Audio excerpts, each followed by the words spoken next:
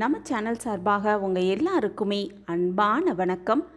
பொதுவாகவே விரதம் அப்படிங்கிறது நம்ம வேண்டுதல் நிறைவேற்றுவதற்காக நாம் கடைப்பிடிக்கும் ஒரு வழிமுறையாகவே இருக்குது. ஆனால் இந்த சத்திய நாராயண விரதம் அப்படிங்கிறது நம்ம வேண்டுதல் நிறைவேறிய பிறகு அதற்காக நன்றி சொல்லும் விதமாக அமைந்த ஒரு அற்புதமான விரதம் அப்படின்னே சொல்லப்பட்டிருக்கு. இந்த விரதம் சத்திய நாராயண விரதம் புரட்டாசி மாத பௌர்ணமி தினம் சேர்ந்து வரும் இந்த அற்புதமான நாள் செப்டம்பர் 17ஆம் தேதி அன்னைக்கு சத்திய நாராயண பூஜை நம் வீட்டில் செய்வதற்கான உண்மையான நோக்கம் என்ன, எப்படி அந்த விரதத்தை பூஜையை செய்வது, எந்த திசையை நோக்கி சத்தியநாராயண திரு உருவப்படத்தை வைப்பது, கலசத்தை எப்படி தயார் செய்யணும், அதற்கு முன்பாக எத்தனை இலை போடணும், நைவேத்தியமாக எந்த 2 நைவேத்தியம் கண்டிப்பாக இருக்க வேண்டும், இந்த மாதிரி பல கேள்விகளுக்கான பதிலாக தான் இந்த பதிவு இருக்க போது. பதிவை முழுமையாக பாருங்கள். உங்களுடைய எல்லா கேள்விகளுக்கும் இது நல்ல ஒரு பதிலாகவே இருக்கும். வணக்கம்.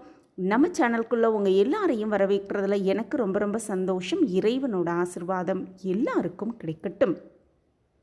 பொதுவாகவே பௌர்ணமி அன்று சந்திரன் உதயமாகும் பொழுது இந்த ஒரு பூஜையை செய்வது அப்படிங்கிறது ரொம்பவே சிறப்பு வாய்ந்ததாக பார்க்கப்படுது. நம்ம வேண்டுதல் நிறைவேறிய பிறகு அதற்காக நன்றி சொல்லும் விதமாக அமைந்த விரதம்தான் இந்த சத்திய நாராயண விரதம். பொதுவாகவே இந்த பூஜையை எந்த மாதத்திலும் வரும் பௌர்ணமி அன்னைக்கு நம்ம செய்யலாம். அன்னைக்கு பகல் இரவு பொழுதுகளை தவிர்த்து பூரண சந்திரனின் உதய நேரத்தை பார்த்து அப்பொழுது இந்த பூஜையை நம்ம செய்வது ரொம்பவே சிறப்பு. ஒவ்வொரு பௌர்ணமியிலும் செய்யலாம். அதிலும் குறிப்பாக சத்திய நாராயணன் பெருமாளின் அவதாரமாகவே விளங்கும் இந்த சத்திய நாராயணன் அப்படிங்கிறது புரட்டாசி மாதத்தில் வரும் பௌர்ணமியில் செய்வது ரொம்பவே சிறப்பு. பௌர்ணமி அன்னைக்கு காலையில் குளித்துவிட்டு எந்த ஆகாரமும் எடுத்துக்கொள்ளாமல் விரதத்தை ஆரம்பிக்கணும். தேவைப்படும் அப்படின்னா பால் பழம் சாப்பிட்டு இந்த விரதத்தை ஆரம்பிக்கலாம். மகாவிஷ்ணுவின் ஒரு அம்சம்தான் இந்த சத்தியநாராயணர் அப்படிங்கிறதுனால மாலை பொழுது வரை விஷ்ணு ஸ்லோகங்களை சொல்லிக்கொண்டே இருக்கலாம்.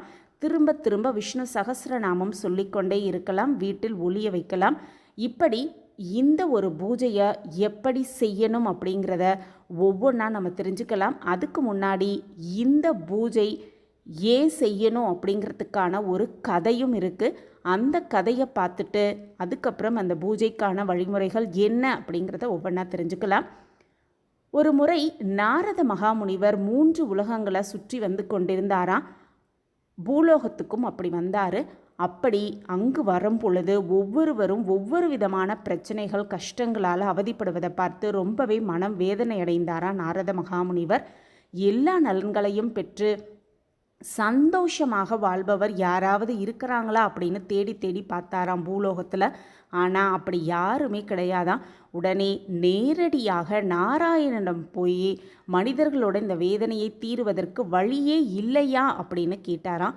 நாரதரின் கேள்விக்கு பதிலளித்த நாராயணன், இப்போ நான் சொல்ல போகிற முறைகளில் யார் விரதமிருந்து நாராயணனை வழிபடுகிறார்களோ அவர்கள் அனைத்து விதமான நலன்களையும் பெறுவார்கள் அப்படின்னு சத்தியநாராயண ரூபமாக காட்சி தந்து அந்த விரத முறைகளை விளக்கினாராம் எம்பெருமான் பெருமாள். அப்படி சொன்ன அந்த விரத முறைதான் இந்த சத்தியநாராயண பூஜை. நாராயணனே அவருடைய திருவாய் மொழிந்த விரதம் அப்படிங்கிறதுனால சத்தியநாராயண விரதம் ரொம்பவே சிறப்பு வாய்ந்ததாக பார்க்கப்படுது. வீட்டிலேயே சத்தியநாராயண பூஜை செய்ய வேண்டும் அப்படின்னு நினைப்பவங்க தங்களுக்குள் என்ன வேண்டுதல் நிறைவேற வேண்டுமோ அதை சொல்லி வேண்டிக் கொள்ளணும்.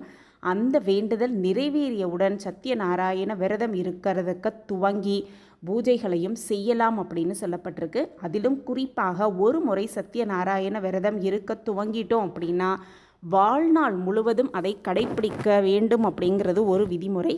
இந்த விரதத்தின் முக்கியமான விதிமுறையும் இதுதான். இந்த விரதத்தால் கிடைக்கும் பலன்கள் பெரியது அப்படிங்கிறதுனால இந்த விரதத்தோட விதியின் பலன்களும் பெரியதாக தான் இருக்கும் அப்படின்னு சொல்லப்பட்டிருக்கு. இந்த சத்தியநாராயண பூஜை அப்படிங்கிறது புரட்டாசி மாதத்தில் வரும் பௌர்ணமி தினம் ரொம்பவே சிறப்பு வாய்ந்ததாக பார்க்கப்படுது. இந்த விரதத்தை மாலை 7 மணிக்கு மேலே இந்த பூஜையை துவங்குவது அப்படிங்கிறது ரொம்ப ரொம்ப சிறப்பு வாய்ந்ததாக பார்க்கப்படுது. காலையிலிருந்து உணவு எதுவும் உண்ணாமல் இந்த பூஜையை செய்வது ரொம்பவே சிறப்பு. இந்த பூஜையை எப்படி செய்யணும் அப்படிங்கிறத ஒவ்வொன்றா நம்ம தெரிஞ்சுக்கலாம்.